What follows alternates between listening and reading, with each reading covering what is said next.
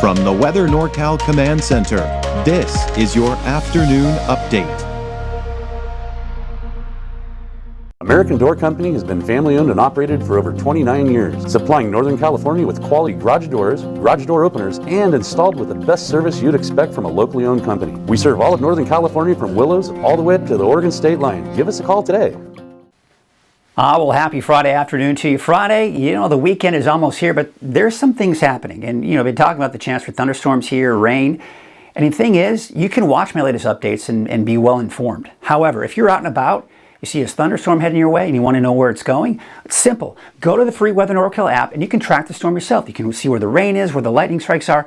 And on top of that, not just tracking the storms, but everything Weather NorCal has to offer is right here on the app. You can watch my regular video updates. You can watch the 24-hour streaming channel. You can go to your neighborhood forecast. You can see the current conditions. It's all right here in a convenient location. Now, if you're wondering how to get it, it's very easy. From the App Store or Google Play Store, search for Weather NorCal, look for this icon, click install, and you're good to go. Make sure you put notifications on there. It'll tell you when lightning is near you. It'll also tell you when I plan on doing some live updates during severe weather. Be sure to check it out. All right, here's your weather headlines. Thunderstorm chances today into Saturday. We're going to talk about that in a lot more detail here in just a second.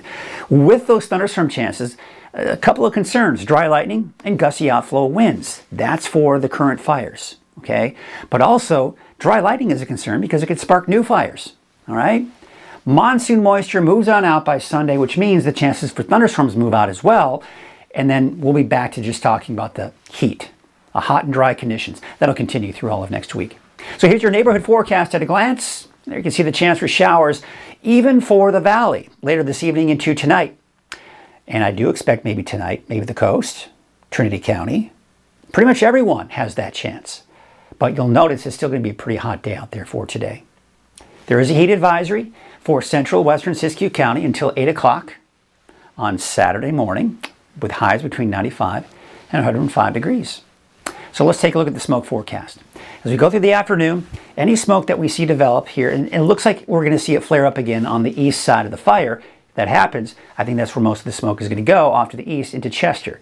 Maybe a little haze kind of developing to the north of that. Where you see the gray is typically some minor haze, but typically you're not going to smell the smoke out of it. We start getting into those yellows, not only the haze, but maybe smelling a bit of that smoke as well. By tomorrow morning, the smoke is kind of developing mainly around the fire, and then you can see it's having a hard time, but it'll kind of push itself off to the east. Now, this smoke is really going to depend on what those showers and thunderstorms do over the next few days, but you can see most of the smoke is really going to be kind of around the vicinity of the fire and just surrounding it slightly, but not a ton of smoke being generated or pushed in many different directions. Now, the humidity, yes, we're expected to increase as the monsoon moisture moves in. But even though that's happening, it's still going to take a while before it gets here because it's still dry this afternoon. But by tomorrow, you can see here that we're looking at better humidity type of conditions here. And then as we go into Sunday, humidity a little bit higher, but still lower than we like to see it.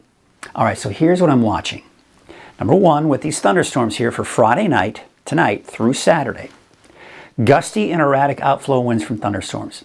As you know or may not know, thunderstorms typically create gusty winds. You get these outflow winds. So you have updrafts that help to give us the strong thunderstorms, but then you also see these winds come down from the thunderstorms themselves, and they can go in all different directions. And it can create very gusty winds. That's why we call them gusty and erratic winds, because they're coming from all directions. Now, lightning strikes, we could be looking at the potential for lightning because we're expecting heavy rain with some of these thunderstorms. But even though there's heavy rainfall associated with them, we can still see lightning strikes outside of that main rain core. And that's why dry lightning strikes are a bit of a concern. But on top of that, outside of the fire concerns, not only new fires, but the current fires, just safety in general, your safety, right? Because we have the potential for strong to severe thunderstorms, which means the potential for gusty winds, damaging winds at that, hail, frequent lightning, which means, if thunder roars, go indoors. You've heard that before, right?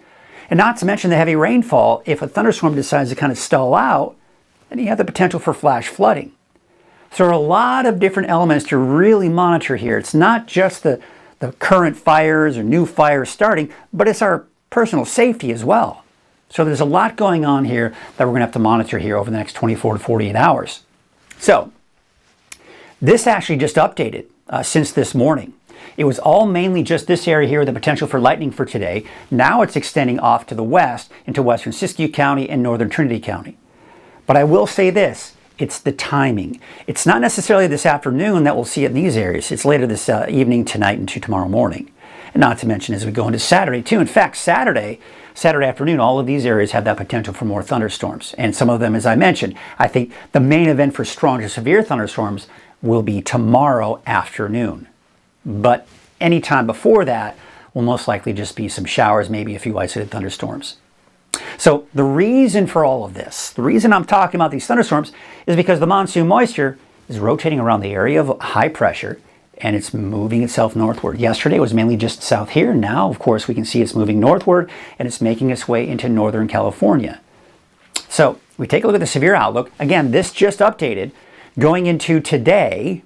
And as you can see here, it does include parts of the valley. So this right here has the best chance for thunderstorms. But again, I'm not anticipating most of these thunderstorms until later this evening and overnight tonight. So that's really what it means for today. Because as we go through the afternoon, it's still going to be to our south. We're really not seeing much. Then we go into tomorrow. Yes, we're seeing a better chance for some of these afternoon strong to severe thunderstorms developing. And then Sunday, I think the Storm Prediction Center may be overdoing it a bit, but I think they're just, for insurance purposes, really, quite honestly. Because the amount of moisture, there may be just enough leftover moisture on Sunday for us to see a stray thunderstorm. But overall, I think the main event for the strong to severe thunderstorms will be on Saturday. All right, so let's walk you through the timing. It's going to take some time, but watch closely, all right? And we're going to kind of walk you through it here. All right, so what I've done is I put the fire perimeter here, just to kind of give you an idea, right, where the rain will be and where we could be looking at some strong winds, okay? Also, you can see the winds here too. So by 3 p.m. today, we're beginning to see the first signs of rain. Now, keep in mind, the air is very dry right now for everybody. So we've got to saturate the atmosphere first. So most likely, a lot of this won't even reach the ground and will be in the form of maybe some sprinkles and light showers, but nothing intense, nothing severe, no thunderstorms most likely at this point. Something worth watching though. Now we take you into about 7 p.m. this afternoon and evening. A couple of things to watch. We're seeing some activity here. Again, nothing major, but look at down here. This is where the disturbance is. We're seeing the monsoon moisture move in. That could bring us a few showers, right?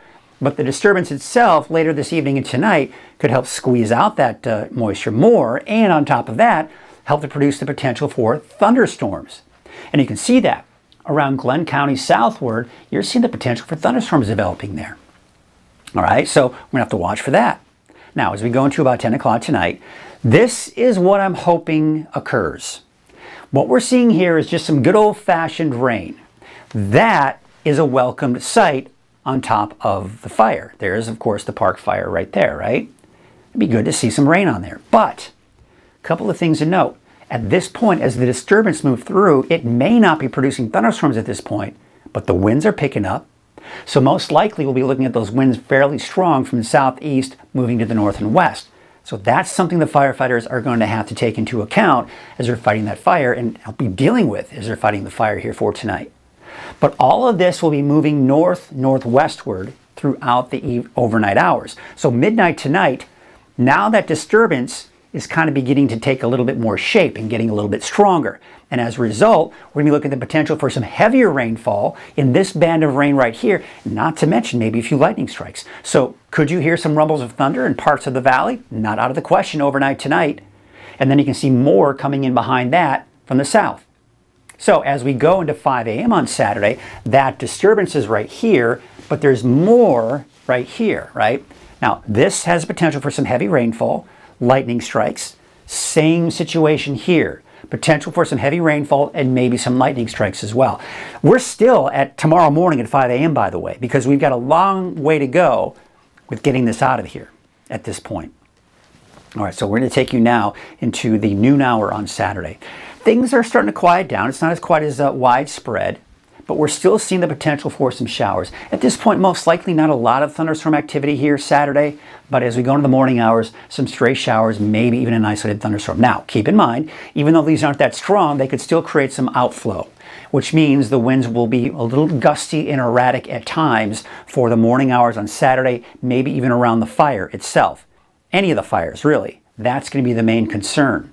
Then we go into the afternoon. This is when things begin to light up, because now we're getting more of the convective heat. That is the daytime heat that rises, that creates a lot of instability, and we see the thunderstorms begin to develop.